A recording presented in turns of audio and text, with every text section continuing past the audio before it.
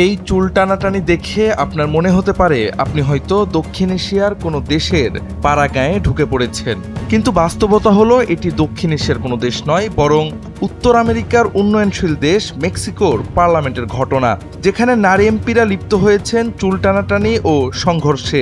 ঘটনাটি ঘটে পার্লামেন্টের একটি অধিবেশনে। খবর অনুসারে নতুন একটি স্বচ্ছতা সংস্থা ট্রান্সপারেন্সি ইনস্টিটিউট পরিচালনার জন্য একক প্রধান নিয়োগের সিদ্ধান্ত নেওয়ার সময় এতে কমিটির অনুমোদিত নিয়মগুলো উপেক্ষা করা হয়েছে বলে বিরোধীরা অভিযোগ তুলেন। আর এই অভিযোগ গড়ায় চুলোচুলি ও সংঘর্ষে।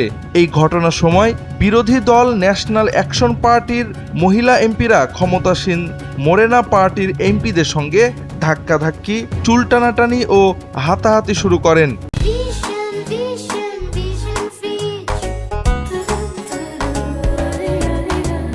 ভিডিওতে দেখা যায় নারী এমপিরা একে অপরকে চড় মারা, ধাক্কা দেওয়া ও চুল টানাটানিতে লিপ্ত হয়েছেন।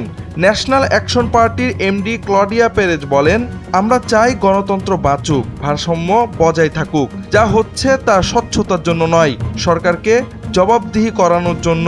তিনি ক্ষমতাসীন দল মোরেনাকে দুর্নীতিগ্রস্ত ও সহিংস বলে উল্লেখ করেন।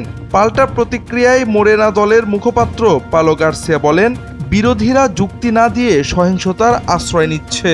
শেষে মেক্সিকো সিটি পার্লামেন্ট একটি ঘোষণা দিয়ে সব ধরনের শারীরিক সহিংসতার তীব্র নিন্দা জানায়।